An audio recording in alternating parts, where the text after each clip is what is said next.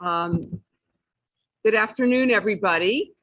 We're very, very happy to have Jill Johnson-Young, Lcsw, who's the CEO of Central Counseling Services in Riverside, Murrieta, and Corona. And she opened this with her business partner 10 years ago. She specializes in grief and loss, dementia and trauma, and is an international speaker in these areas. As she said, she's great fun to be around. Her career has included more than a decade with hospice as a medical social worker and as director of social workers, chaplains, and grief staff. Jill has authored several books for children and adults on grief and co-hosts a weekly grief chat on Facebook Live on Friday mornings. She also facilitates a monthly dementia support group, which is online on the third Saturday of each month.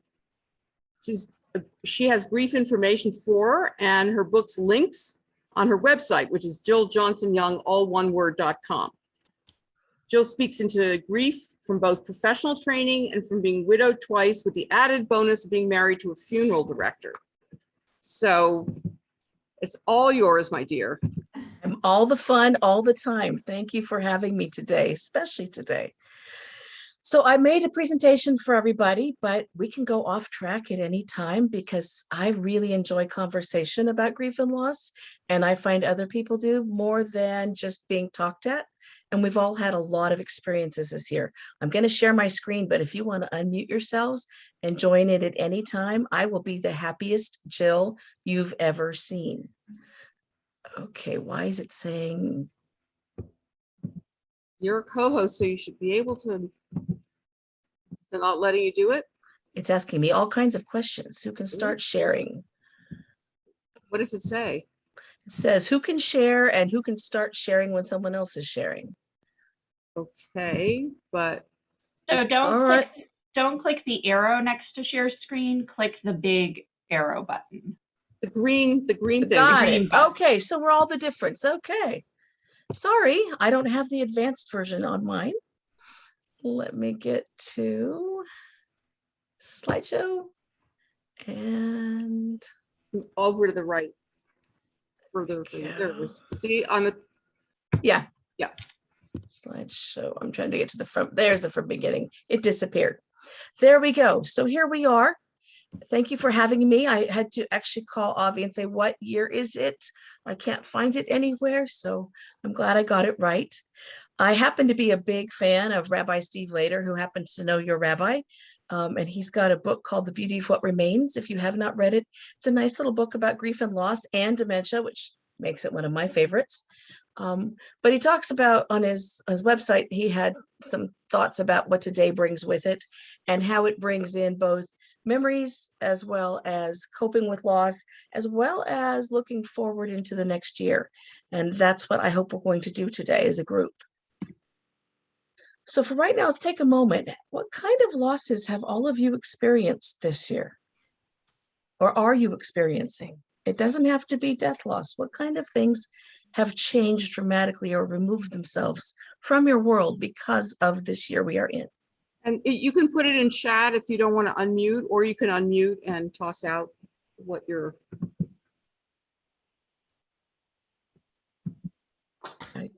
I lost my other half of 24 years.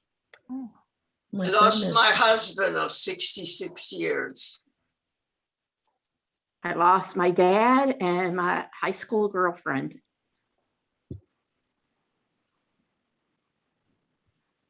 Lots of losses. Andrea Sherman says, I lost my mom in June. I remember that. I lost my husband 4 years ago, but it still stings. I'm sure it does. Amy says, I lost my father-in-law last week, 35 years that she's known him. Lots of years of connection that seem to disappear, but they're not. We're going to take them with us today. Others? Well, of course, I lost Terrell at 44 years. Yes, you Months, did. Weeks ago, so. Are there others I in the also chat? lost. I Uh-huh. also lost half a year with my husband while I was taking care of my dad. That's a significant loss. COVID has changed, and illness and disability change a lot of our lives. And today I lost an aunt who was 102 and the most incredible woman you can ever imagine. Inspiration to us all. And of course, I lost my husband also of 66 years. And I've lost a son. So a lot of losses, but I appreciate what I have. And I have a wonderful family that I'm grateful for. I'm sorry Lots of- about your aunt. And- Yes. So And am she I. on Yom Kippur. Oh, And Oh, I spoke to her a week ago. I'm We had sorry. conversations. Yes, an So we have- amazing woman. also in the chat, Diane Esprit lost her mother in June, and Gail Pro Harbor lost her father. And David Liepman lost his mother in June, and also she had dementia for many years, meaning he lost her twice. Lost her multiple times. Yeah. Yeah. Ruth, I'm especially sorry that it happened today. What was your aunt's name? Flora Feld, an incredible, incredible lady. Inspiration to us all on how to lead a good life. So she's exotic since she passed away during the high holidays. Yes. On Yom Kippur. Mhm. Biggest day of all. So we've had a lot of losses. Let's look at how we can take them with us and make them part of who we are now. But I'd also like to include all the other losses. As I'm talking today, and I've got some slides about that. There are a lot of losses that are not deaths that affect us just as much. And I want to make sure those who've had those losses, such as losing 6 months with a husband, that's a very big deal, that those losses are acknowledged too as well, because they become part of who we are too. We have this thing called disenfranchised grief. Are you familiar with this term? No. It's all the losses that nobody pays attention to and nobody thinks are important. So pets go at the top because pet people, when they lose a pet, lose a family member. Non-pet people think, oh, Fido died, so sorry, time to go, right? That's a huge loss for lots of people, but so are the out of order deaths. The younger sibling dies, or mom dies before dad. That never goes over well. That's way out of order in all families, right? Sibling losses, somebody's sibling dies. It's not something that people recognize as a huge loss because you're adults and you're separated and you're doing other things. Friends, best friends dying is a very big deal. Best friends leaving, best friends separating because of politics. None of that's happened this year. Nah. Right? Or because COVID, right? We can't, they're not in our bubble, so we can't see them. We've had a lot of suicide losses this year, and it's continuing to increase. And the largest group for suicide next to teens is veterinarians, because they've been so busy taking care of so many people with their new pets. They have a huge suicide rate. Divorce is a loss. And when someone is divorced from someone and then that person dies, they typically get messages that are not very helpful. Things like, well, you already divorced, so why are you sad? Well, at one point you look down the aisle at each other. So clearly you counted at that point. That is a loss, and that's the loss of all those years together, and probably some conflict too. There's moving and downsizing. Anybody who's gone to a retirement community or planning it or given up a larger home for a smaller one, right? My wife thinks we should live in a tiny house. That is never going to happen. We have 5 poodles. We don't fit, right? Families have had financial changes this year, a lot of them, because of what's going on with COVID. And we also have people who are now disabled, some from COVID, some not, right? I had COVID. It was not much fun. We have family members who are out of area and you can't get to them. How many of you missed time with people who are someplace else and you were supposed to be there and you couldn't be there? Right? I was supposed to be in Australia last year, which I didn't get there, right? I took a picture of a bunch of plates together and pretended I was seeing, the opera house. There you go. And we also have people who are deployed. If any of you have people in service, their lives have been even more disrupted. And then some families are facing new addictions because of the impact of everything going on with this ongoing pandemic. in addition to family histories. And those are just some of the disenfranchised grief losses people have. Yeah, there's some that were mentioned in the chat: miscarriages, loss of friend to fanaticism, loss of a friend slowly and with personality changes to dementia and cancer. All of those and more. Dementia has loss after loss after loss. And illness does too, especially if someone has gone from fighting an illness to needing to be able to look at, now I'm looking at moving my way into peace and transition. Those are multiple losses happening. Loss of home. We've had kids who lost the last year of high school, who lost the first year of college, right? And the problem with that is these folks tend to be so minimized that they don't even feel comfortable speaking into them or noticing them out loud.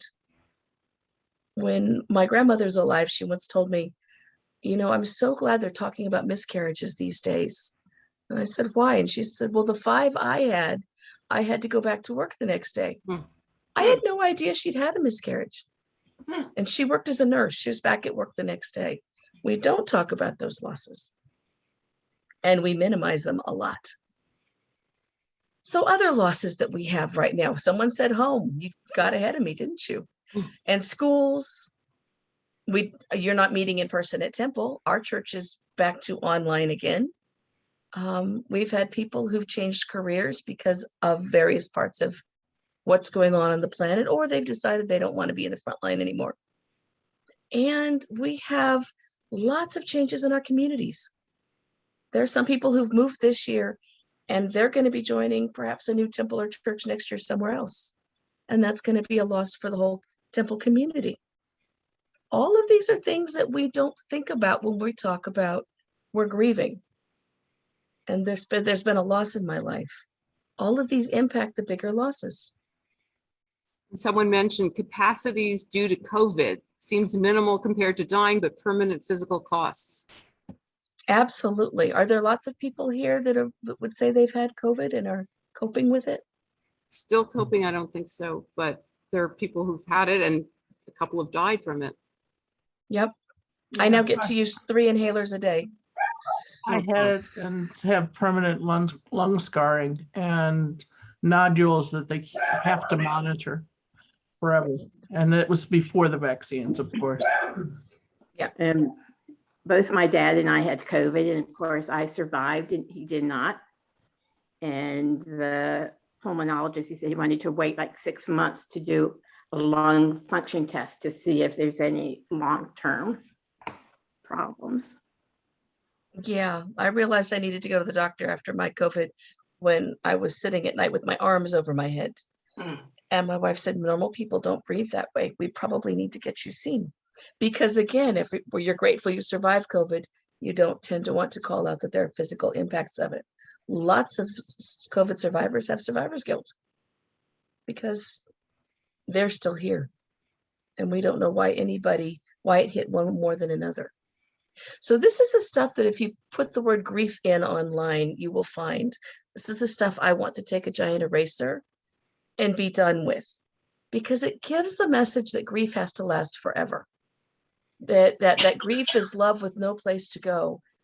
That means you can't take that love, have it go with you, and not have to be sad the entire time. We don't need to be Eeyore, right? Ruth can remember her aunt even today with great joy. I saw that look on your face when you were talking about her, right? Yes. You will miss her, but there's still some joy available. Wonderful memories. Yes. Right. There's also messages that we have 5 stages when someone has died or there's a loss. Please erase these 2. Elizabeth Kubler-Ross was an amazing doctor. The 5 stages belong in the anticipatory grief process. They do not belong after a loss. She used them to describe somebody preparing for their own death, not for the family members following the death. When these are mentioned to grievers or other kinds of losses, then immediately you have to get to this place called acceptance, which is not really something that most people would say they're in. And a lot of people don't need to be angry. And bargaining happens before someone has succumbed to an illness, right? So please take these out of your vocabulary. It's something most grievers hear. And when they come into my office, what they say is, I'm here because I'm doing it wrong. I haven't been bargaining or I haven't been angry. You don't have to do these things. Okay? Make a promise. Don't say these to people after a loss. So what does grief do to us after all? Because there are symptoms. Did you know that? There's a whole host of actual symptoms of grief. And it's important to know them so that when you're experiencing them, you can say, oh, wait, I'm not crazy, or I'm not faking this, or I'm not just tired. I'm grieving right now.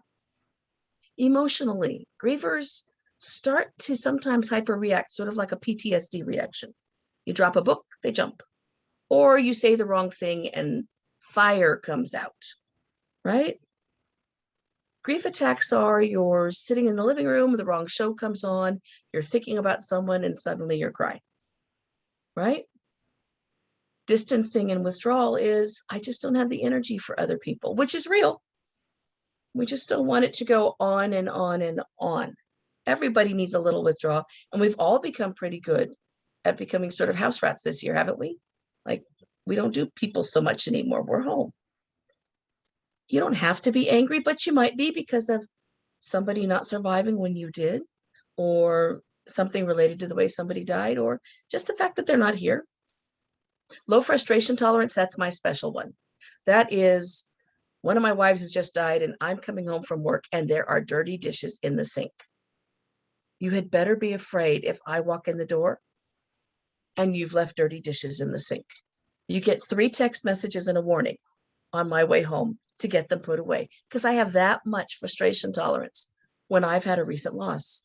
That includes when my dogs die too.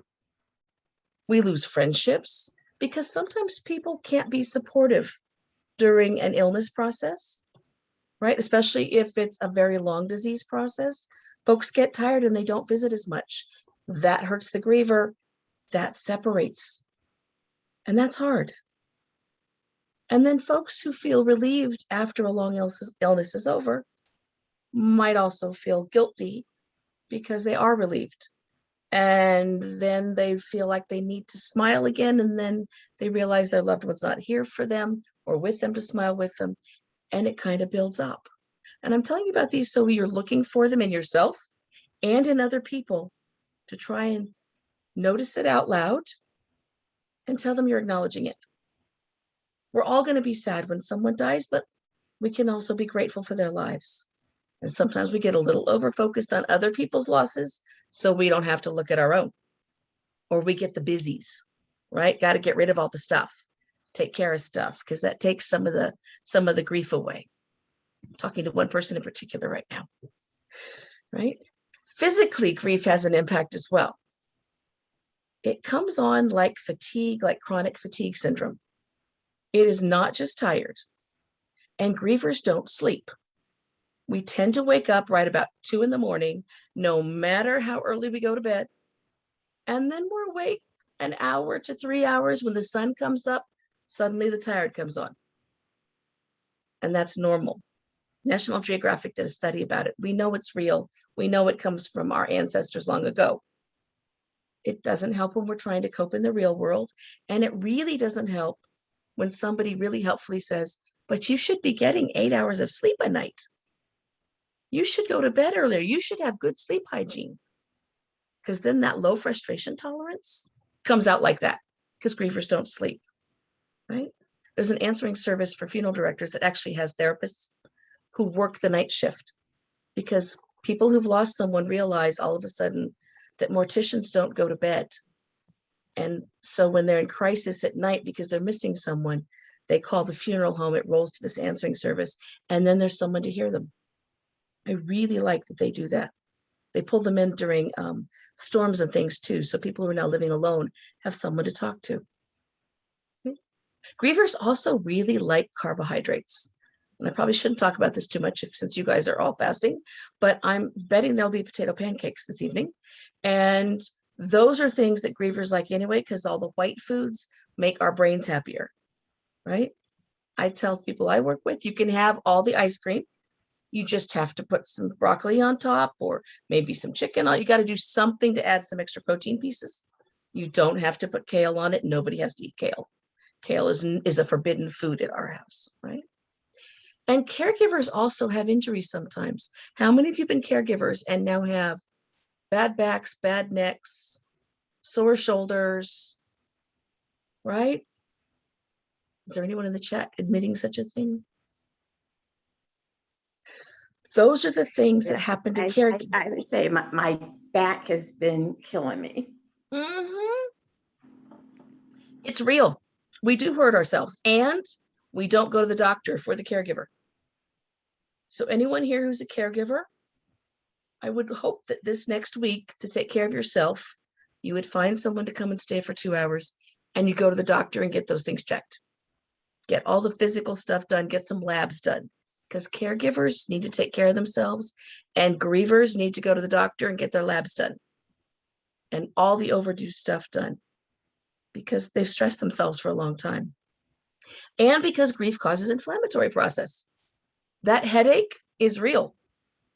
Those sore hands, I can talk today, sore shoulders, that could be inflammatory process.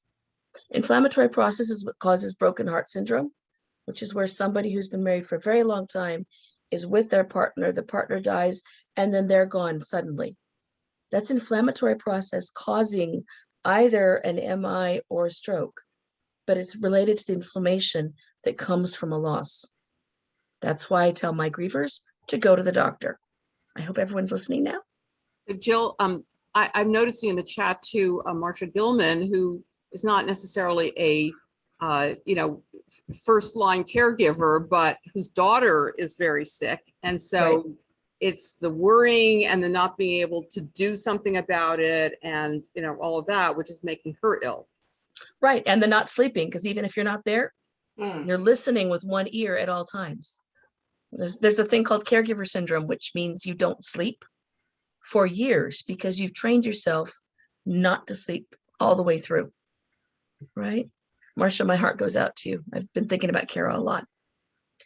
Right? So those who haven't been to the doctor, off to the doctor next week. Okay? The cognitive impacts of grief, which those who are doing anticipatory grief also do experience. Our brains don't function well. We don't hear what's being said, process it well, and respond to it well. We're sometimes minutes behind in conversations. Some of you have had recent losses, may be putting things into the chat minutes later because you're sort of thinking things through as we're talking. We also get easily frustrated, and we frequently forget to do things. So bills don't get paid on time, and appointments get missed, and mail doesn't get opened that really needed to be opened because there's paperwork when people are sick and after they've died. All the paperwork.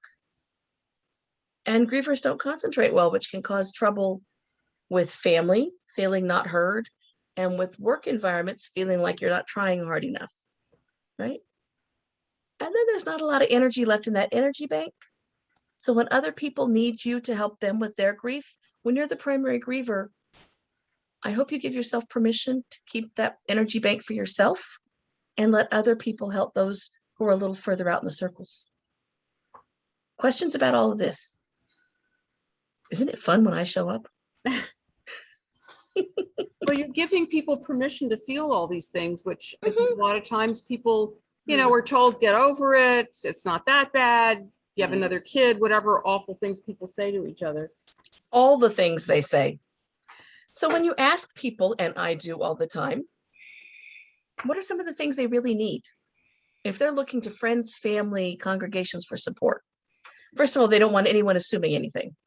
So that thing about go have another kid, that's an assumption. Don't do it, right? Don't tell me how to do this process.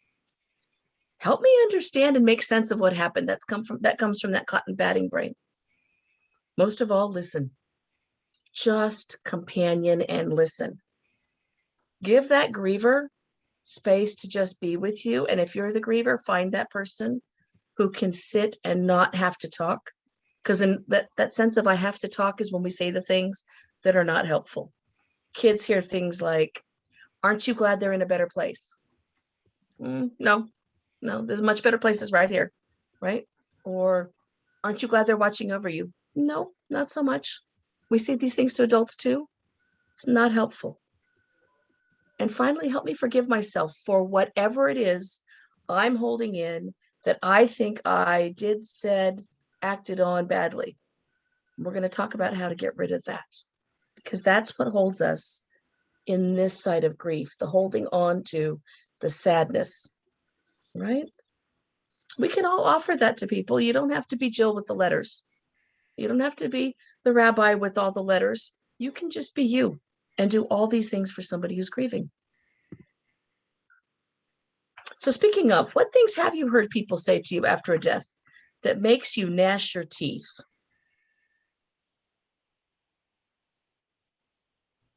Fess up, I know you have. I know my dad had been told to get back to his routine.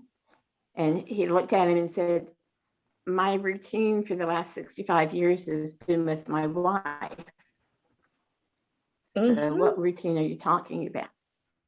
And on my end, it's like, oh, well, you can get over your grief, go back to work. He said, well, I'm retired and I'm the trustee and I'm dealing with all this stuff. And, so you can't get back to your routine. Are you going to be either. lonely? No. Somebody put it in the chat. I can't imagine how you feel, which is alongside I can imagine how you feel. I know exactly how you feel, right? Right. I know how you're feeling. No, you don't. Or at least they did not suffer for too long. Well, they're 90, had a long life. Yeah. Yep. Jill, we're very fortunate. We have a wonderful rabbi who will listen to us. And I have wonderful friends who have supported me. But beside the guilt and anger, there is depression. There's sadness. Yes, there is. Yes, there is. Because you've got somebody missing from your house or your life. Mm-hmm. Jill, at work, people told me I was the model widow. And could they please send their friends to me for me to talk to them and tell them how to be as good a widow as I am. Did you not break the widow rules? You were a good widow? You followed all the rules? Seemingly, at least that's what they thought at work. See, I was a bad widow. And I quit my job because I wasn't grieving enough. And so people kept telling me I needed to grieve more. I finally said I'm going to put black crepe all over my cubicle so people will stop talking to me. Maybe I'll scare them away. And then in the chat, people put in they're in a better place. She had a good life. I went through this and this is what happened. She's no longer in pain. Praise for being, quote, strong or resilient in the face of grief. Christine says, Susan, how awful, which I agree with. Yes. Thank you, Susie, for your nice comments. Thank you. You're welcome. He wouldn't like to see you like this. Whoa. Yeah, you look so sad.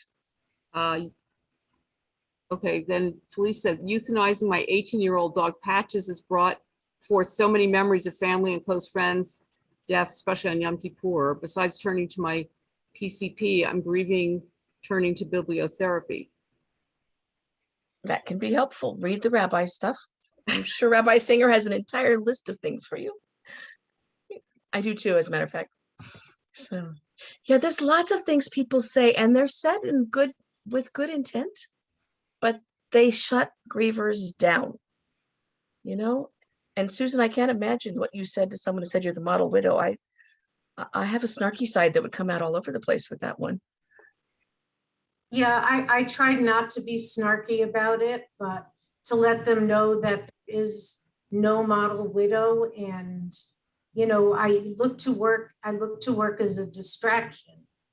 And I didn't really want to hear any more about it because I was dealing with it at home.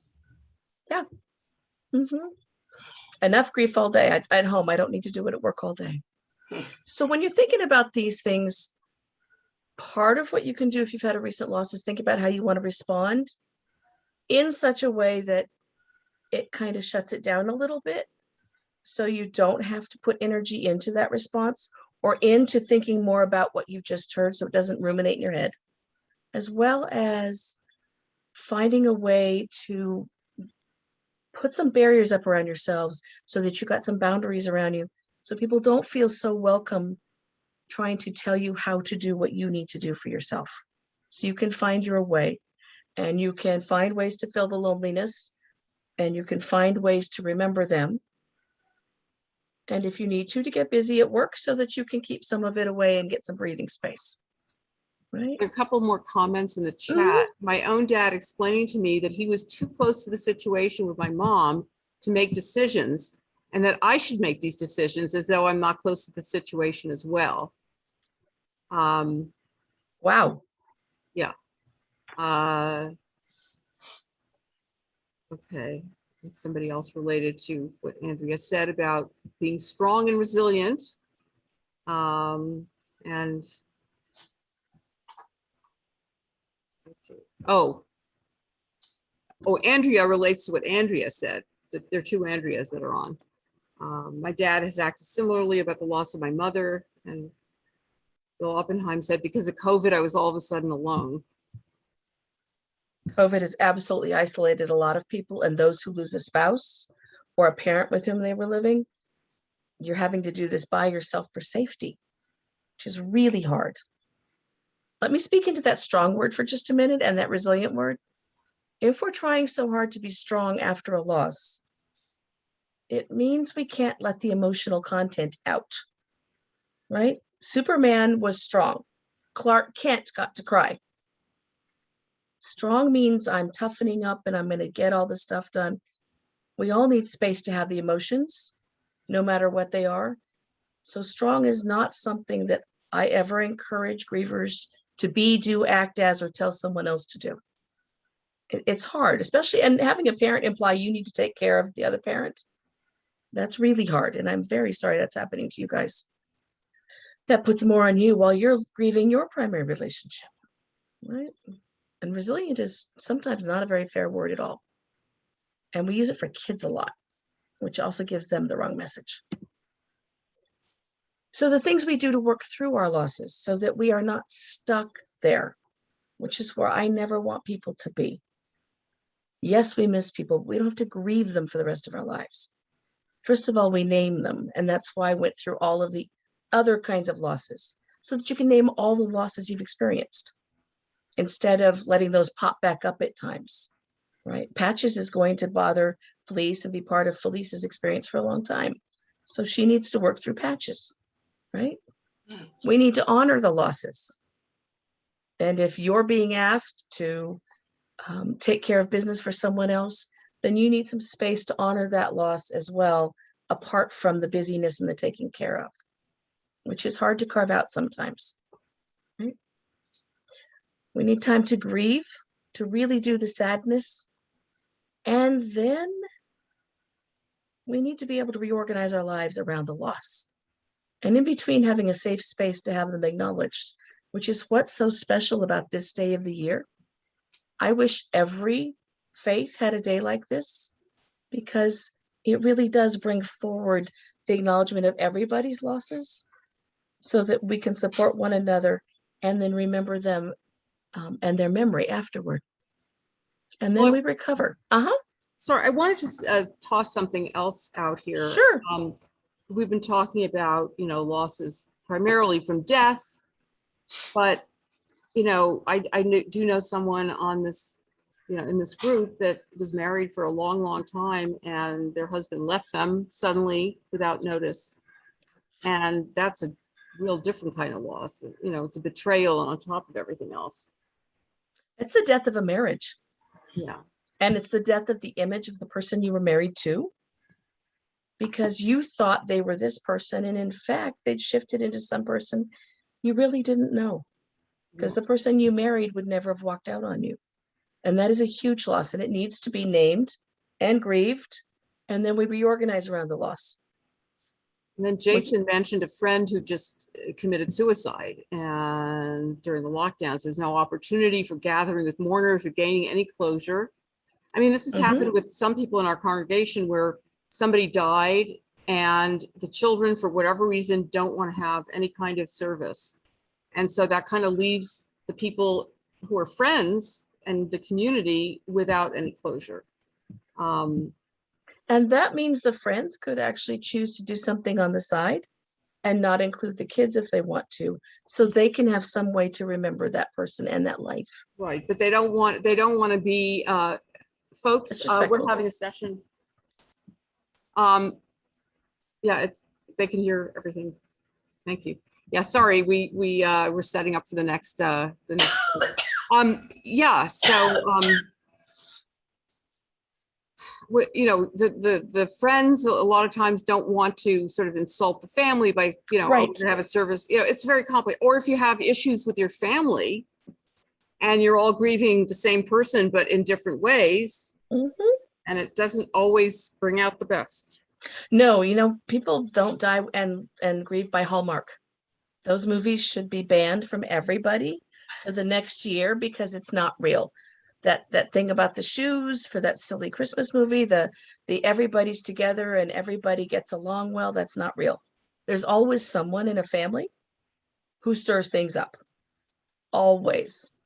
And you never quite know who it's going to be, except it's not going to be the social worker because we're going to be busy fixing everything. So you need one of us or a rabbi in your midst to do all that stuff, right? But yes, those kinds of losses are really huge. And if someone's not acknowledging the loss in some way, without being disrespectful, you could, I do have grievers who frequently do a side gathering, or they've gone to the family funeral and it's not what they needed. And so they pull in the people that matter to them and have a second something or other. They may not call it a service. They may just have a gathering. One recently, it was the taco truck and margaritas in a backyard with safe distancing, but they got to toast the person that they were all missing together. So it's possible to do those things. And somebody also mentioned deeply unresolved relationships.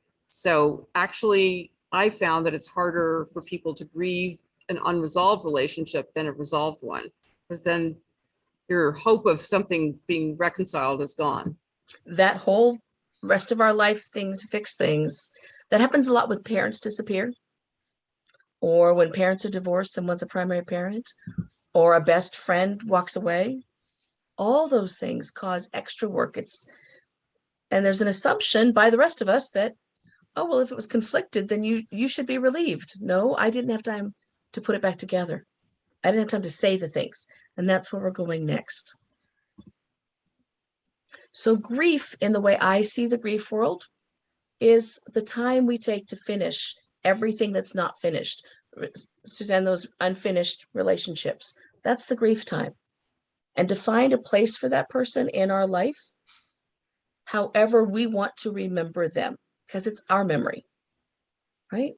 Reorganization and recovery is, I finished that work and I've restarted this life that I did not ask for. Don't ever tell someone to move on. That's not a nice phrase. Grievers don't like it. But you can still have moments of sadness and missing, and finding gratitude for the life that they had and the life you had with them and the things they left in you. That's the beauty of having time to say goodbye for those who are anticipating loss.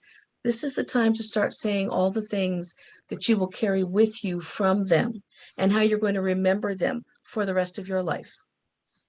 Right? Those are important things to say if you have the time. And you will continue to be sad, but that's okay because you'll have triggers. But you don't have to be sad all the time. And you can follow it up with that gratitude piece. Does that make sense? Jill, somebody asked in the chat, Ezra Greenhouse, what's our response to people who say God won't give you any challenge you can't handle? I say God doesn't get to have me on a chess piece and decide what gets to go on my shoulders. He's far too busy for that. Right. And right? I would say that's not the God I believe in. No God that I want to be part of is going to start piling stuff on me. Right? or telling me this happened for a plan. Yeah, that's not okay either. There's a woman who actually has a card line out that she started when her mom was dying of cancer, and she's finished with other ones. Her name is Emily McDowell, and they are so perfect. And they say things like, if this is God's plan, God needs to be a better planner. I mean, hamsters and cats are great, but this part's not okay, right? We need to be able to have some humor as this as well. But yeah, have some responses to people. Jill, can I add that, while you're grieving yourself, you have other people you're responsible for, like my kids, Mhm. just as much, but differently than I am. And how Right. you have to put your grief in a box and take care of them. To some degree, and you also can find people around you to give them a safe space to talk to. I was widowed twice with teens in the house. All girls, 1 year apart. Let me not recommend that to anybody, right? I didn't birth them. It's not my fault they were a year apart. But there they were. And so you do have to make space for them and time for them. But you can also, especially if it's anticipated death, figure out which adults they're close to and provide them with a support team. And even if they don't know who the support team is, you do. So that you can look to them and say, okay, go, so-and-so needs you, right? I had a designated take them to hot topic person, and they would come home with blue and purple and red hair. And at the time, it didn't matter. I just needed them to have some space, right? But good point, Susan, thank you. So this is from Elizabeth Edwards. Many of you probably remember her. And she lost a son, as well as eventually dying herself from breast cancer. And what she did was find a way, both in the loss of her son and the grief of her son, and then as she was anticipating her own death, found space to find meaning where she could and to cry when she needed to. And I think that's one of the best messages for all of us when we're looking at loss. We can still be grateful. We can find the joy. We can also acknowledge the loss. Because the folks who don't reorganize after a loss, who stay in grief, who eventually organize their world around, this is my loss. Those are the folks who introduce themselves as, hi, I'm a double widow. I work with grief and loss. I've gone to 17 groups. By the way, my name is Jill. Those people don't do as well. They get sick. They get sick faster. They end up having the strokes and the heart attacks. We have research from several major universities that bear this out. These are the folks that if we can pull them out of that isolation and help them connect again and help them make sense of the loss in the context of their current life by doing these things, we all can be better in our grief process and finish it. Right? So when you are grieving, we have to remember who actually died. How many of you have heard someone at a service being described and you're sitting there going, I wasn't, I'm at the wrong service. That wasn't who that was, right? I know Rabbi would never do that, but I've been at some others with some of those rent ministers, and it's like a whole new person who's died. We give messages to people to remember only the very best about people and to not remember them as the whole person that they were, right? We love our moms, but our moms also have quirks. My kids are going to talk at my funeral about that dishes thing and about antique oodles who wear dresses. I know it. They are going to trash me up at the front, right? Because that's the whole person. We want to give people permission to accurately remember who's gone, including that divorcee whose husband walked out. Yes, there were some good parts, but he changed and he left. We need to remember the whole. So we don't spend our energy creating an image that's not real and defending against the parts that were hard, right? Each of my wives was terrific people. Neither one of them was perfect. I sat in the funeral for my first wife and saw my 13-year-old walk up to the top and say, Mom, I have to tell you something. You know all those times the school called and said I wasn't in class and you yelled at them and said I was because you dropped me off? I wasn't in class. Mama Linda came and picked me up on the Spider, and we went to the Castle Park and we played video games and miniature golf. 450 people heard that conversation, right? Because that's who she was. That's how she said goodbye. But her memory is not perfect. Her memory is she was not allowed to go to Costco or to PetSmart or especially the Pound by herself, because somebody would come home and we'd spend $1,000 extra, right? She had to have a leash sometimes. Those are the people who've actually died. And we want to give people permission to remember them for who they were. We also need to finish those things that weren't finished. And this goes for non-death losses. For someone who's just had a divorce, and I have a dear friend who's a therapist who's going through this right now too. These are the things that you can't work out with the person who's either died or left, but you can work out for yourself. What things needed to be apologized for? Both sides, because we're not perfect either, right? What wasn't said? Was yours the parent who never said, I'm proud of you? Those are really big leftovers for lots of people.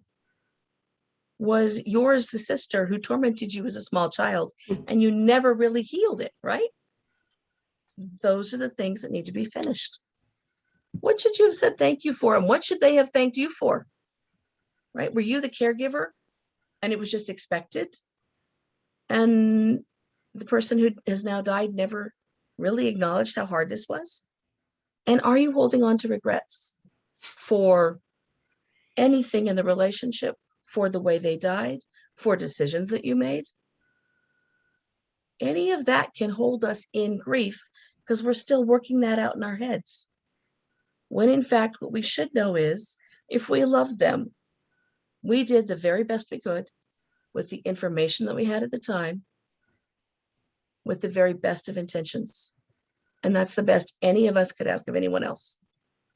And especially for COVID losses and losses during COVID, that's an important thing to remember because we didn't know about this disease and we didn't know how to handle it. And we still sometimes don't. And we have to make decisions we probably regret, but we made for the best as far as we knew, right? So when we finish those things, then we can move into our new life and take that accurate memory with us. Does that make sense? And are there chat things? Just a compliment on Linda from Felice. Linda was a special person, but yes, she drove a Spider motorcycle and she put the oxygen tank in the front because those are the ones with the two wheels in the front. So oxygen tank up through the nose, kid on the back. Oh yeah, I want them driving to Castle Park together. Yes, I do, right?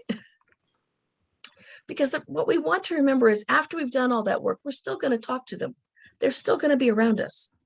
There is not a person on the planet who's not lost someone, something, missed something that doesn't reflect back on it. When I moved to Florida and was gone for 10 years, I missed Riverside. I will admit that, right? Riverside was home. I could see certain parts of Riverside. I thought about it frequently. That's checking in. After my dad died, I still talk to him. After my wives died, I would occasionally go to the cemetery and yell at them just because they left me with 3 teenage girls 1 year apart, right? Because that's never fair and really bad planning. But if we can tell people who have had a loss, you know, I'll bet it feels good to still talk to them sometimes and give them permission to do that and acknowledge that's a normal thing to do. Then we can also say things like, I think about your loved one frequently doing X, Y, or Z. Right? I remember those moments. And then you can bring in the humor and the happy and allow that griever some time to smile. And you say the person's name. Because when people die, we don't say people's names anymore. Right? You go to Thanksgiving and all of a sudden there's somebody not there. And we don't acknowledge that they're missing because everyone's afraid they're going to hurt everyone else's feelings. Say their name. It matters. Make the tablecloth where this year, everybody puts their handprint on it and writes their name and the date. And everyone who's missing goes in the center in a cloud. And then every year you add another set of handprints. which also means when new children come in or new spouses come in, their handprints go in. Becomes the life history of the family, but acknowledging who's not there. And it makes us remember the fun as well as the fact that they're not here. You didn't think I was here to get you ready for Thanksgiving, did you? Holidays are still coming in other ways. Asking for support, that's one of the hardest things for grievers. And I want to encourage all of you, especially those of you who are in the middle of it right now, or who are being asked to take care of things after the fact, so that you can get some support from outside. Outside support is what makes grief possible. We need that community, whether it's two people because we're in pods or multiple pods linking together. I like this thing that Gene Kelly did when with Fred Astaire. And that's why I put it in here. I think it's one of the most powerful descriptions of how you companion someone in loss.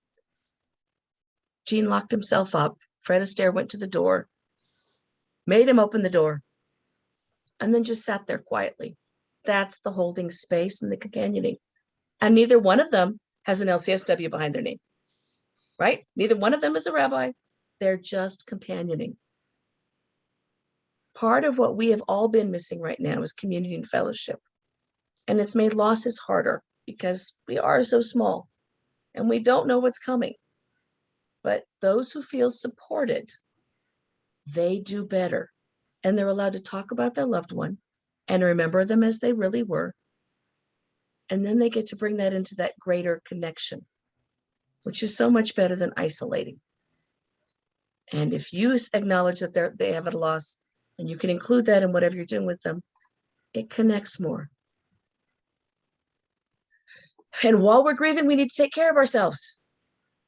So one of the ways we do it at our house is we rescue senior poodles. I will admit it's kind of a thing.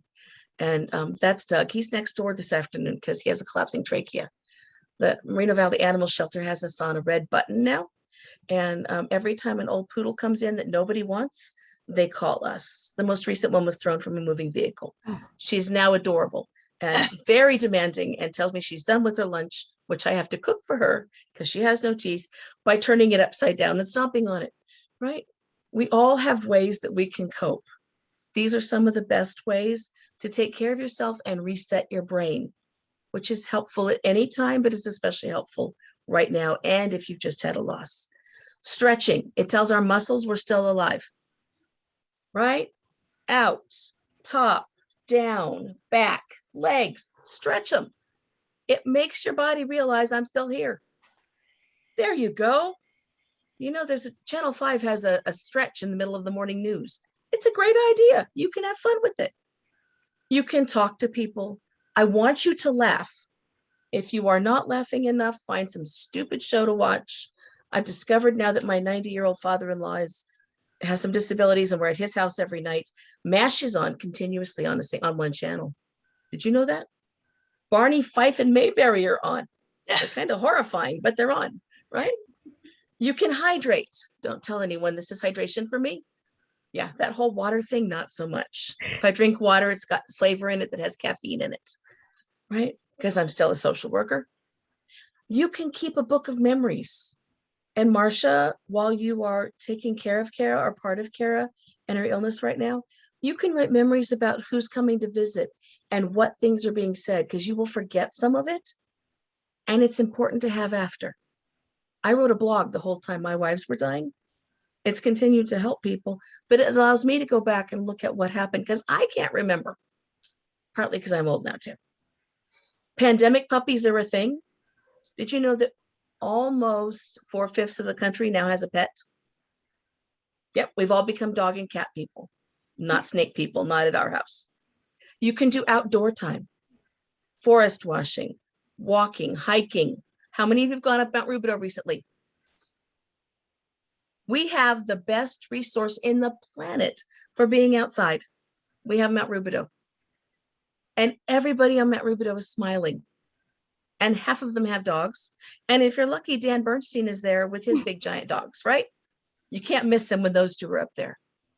Everybody goes there. You can stay 6 feet apart, but you can stretch. You can get vitamin D and you get some exercise. It's good for you.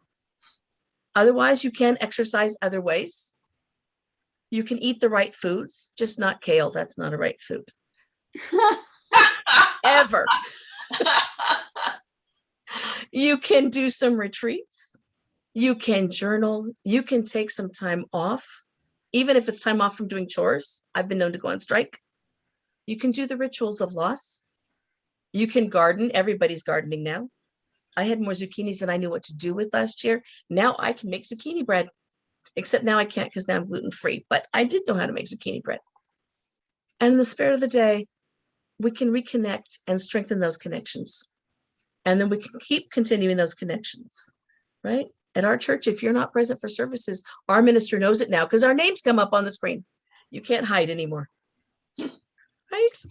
And please mention the UCR Botanic Gardens. Absolutely. Watch for snakes. They do have rattlesnakes this time of year, Yeah. but it's beautiful there, right? I know somebody who actually went there today to do their morning prayers there today for today. Jill, We have this just is a few more Marcia. minutes. Yeah. Jill, this is Marcia, and if you feel inclined, I'd love to hear from you. Excellent. Will you get me email address or find me on Facebook? I'm there and we'll connect. We can do that. Sure. Absolutely. Kara was my youngest daughter's favorite teacher, by the way. Yeah. Yeah, she made math make sense, and that's a blessing with my Chloe, let me just tell you. So I wanted to leave you with this thought from a social worker. We'll forgive him that he went to USC. I know for certain that we never lose those we love even to death. They continue to participate in every act, thought, and decision we make. Their love leaves an indelible imprint in our memories, and we find comfort in knowing our lives have been enriched by having shared their love, which I think is a fabulous thing to hold on to. That's how to reach me. It's not an advertisement, but that just shows you how to get me. All the emails, all the pages, all the stuff. I'm kind of an all over the place person. Let me get rid of the screen share. Jill. Yes. Thank you so much. Why don't you stop sharing so we can actually see you Trying again? to. Oh, you're trying to? I'm trying to get rid of the screen share. I'm gonna stop it. There it is. Supposedly. Okay. Supposedly. There it goes. Oh, Gone. Okay. Anyway, thank you so much. This is very, very comprehensive and I think very helpful. You're getting some very nice comments in the chat. Yes, it really helped, I think, frame a lot of this for people and give people permission, and we really appreciate it. Thank you so much for coming and sharing your wisdom with us. Did you have a lecture at UCR? I did, and I'll be doing another one this spring. Life Society, I remember you. Yes, yeah, I'm sort of all over the place. Yeah. I just can't help myself. Thank you, everyone, for having me here. Thank you for the kale recipe. That was a good recipe. Oh, there was Boil, a kale throw away. recipe. That's great. Yes, said boil it and throw it away. Thank you. So have a good rest of the service. Thank you so much. You're more than welcome to hang on and watch, but you don't have to. I've got 6 clients. Okay, say a prayer for me, please. Yes, really, we will. Okay, in a couple of minutes, we're going to begin our afternoon tour service, but we have a couple of minutes, so why don't we take a little break?